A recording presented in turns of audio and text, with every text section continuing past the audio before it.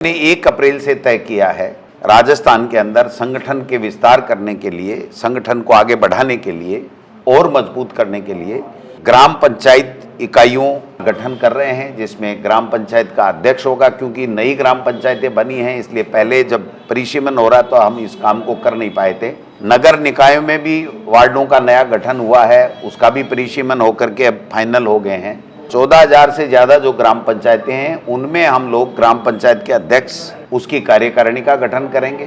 Ward जो 11,000 से ज़्यादा हमारे वार्ड हैं नगर निकायों के अंदर, उसमें नगर अध्यक्षों की और उनकी कार्यकारिणियाँ तकरीबन बन चुकी हैं। वार्ड अध्यक्ष और उसकी कार्यकारिणी का गठन करेंगे, ये संगठन को आगे बढ़ाने का काम करेंगे। 1 अप्रैल से हमने एक स्लोगन के साथ में काम करना हम लोग शुरू करेंगे 1 महीने तक। संगठन बढ़ाओ, लोकतंत्र बचाओ। लोकतंत्र इसलिए कि संवैधानिक व्यवस्था होने के बावजूद पंचायत चुनाव और नगर निकाय के चुनाव ये सरकार करा नहीं पा रही है, केवल और केवल बहाने ढूंढ रही है। ओबीसी आयोग की रिपोर्ट नहीं आई, एससी एसटी का आंकड़ा कहीं से नहीं लाना है, आपके पास में पड़ा है, आप चुनाव आयोग को भेज नहीं रहे हो। एससी एसटी का आंकड़ा उन्होंने भेज दिया तो बिना ओबीसी के आरक्षण के राज्य निर्वाचन आयोग चुनाव करा देगा और आपको मुंह की खानी पड़ेगी। 2022 का फैसला था, जो ही ये सरकार बनी त्यों ही इनको ओबीसी आयोग की राजनीतिक जो प्रतिनिधित्व देने का जो आयोग है उसका गठन करना चाहिए था। 7 बार, मैं बड़ी जिम्मेदारी के साथ कह रहा हूं, 7 बार मुख्यमंत्री के पास में फाइल जाने के बावजूद मुख्यमंत्री निर्णय नहीं ले सके।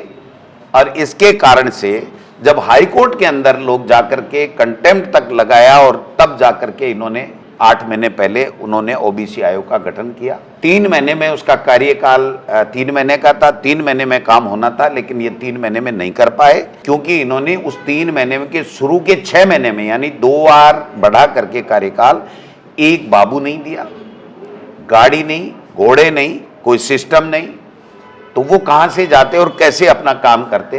कि ओबीसी आयोग को ये कह रखा है कि आपको कोई कुछ नहीं करना है, आपको हम लोग अभी चुनाव नहीं कराएंगे, हमारी स्थिति बड़ी खराब है और हम चुनाव नहीं करवाएंगे। इसलिए जानबूझ करके एक सगुफा छोड़ा गया था। आपने देखा सरकार बनते 1 स्टेट 1 इलेक्शन, 1 स्टेट 1 इलेक्शन के लिए कोई कमेटी बनी हो, कोई नियम बने हो, कोई विधान बना हो, कोई विधानसभा में चर्चा हुई हो, कोई सर्वदलीय बैठक हुई हो, कुछ भी नहीं कि भाई हमें तो चुनाव कराने ही नहीं है, लंबे कराने, एक साथ जब सबका कार्यकाल होगी प्रशासक लग जाएंगे। सुप्रीम कोर्ट तक का फैसला है कि परिसीमन अगर आप कर रहे हो तो 5 साल के अंदर करना पड़ेगा। अगर ओबीसी के जो राजनीतिक प्रतिनिधित्व का अगर आंकड़ा आपको देना है, ओबीसी से रिपोर्ट लेनी है, वो 5 साल के अंदर लेना था। 5 साल में इन्होंने कुछ भी नहीं किया और ये पूरी तरीके से विफल रहे इस काम में। जानबूझ करके ओबीसी आयोग को इन्होंने पंगु बना रखा है, एक तरीके से कठपुतली है। आयोग को सीएमओ में बुलाते हैं और कहते हैं कि आपको बता दिया जाएगा कब रिपोर्ट देनी, आप तो मस्त रहो, मौज करो। राज्य निर्वाचन आयोग इनको बार-बार चिट्ठी लिख रहा है, आप क्यों नहीं दे रहे हो। राज्य निर्वाचन आयोग तभी काम करेगा जब राज्य सरकार उनको एससी का, ओबीसी का आंकड़ा देगी। अभी जैसे बिल पारित करके इन्होंने संशोधन किया है तो ये काम भी राज्य सरकार का था। ये सारी चीजें अगर नियम प्रक्रिया बता करके देंगे तभी राज्य निर्वाचन आयोग काम करेगा, अपनी मर्जी से कैसे करेगा। 22 अप्रैल को तो इन्होंने वोटर लिस्ट नगर निकाय की बनाई, वो भी कितनी की बनाई है, 113 को छोड़ करके बनाई है।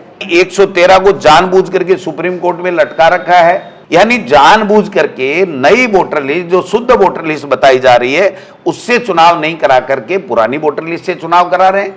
चुनाव करवा नहीं रहे हैं, बार बार चुनाव टाल रहे हैं, ओबीसी आयोग से जानबूझ के रिपोर्ट नहीं ले रहे हैं। पूरे के पूरे अधिकारी इनकी चली नहीं, वहां ऊपर इनकी हिम्मत नहीं पड़ी। पूरे राज्य सरकार के अंदर जो आईएएस है वो 27-28 के लगभग तो बाहर इन्होंने चुनाव के लिए भेज दिए।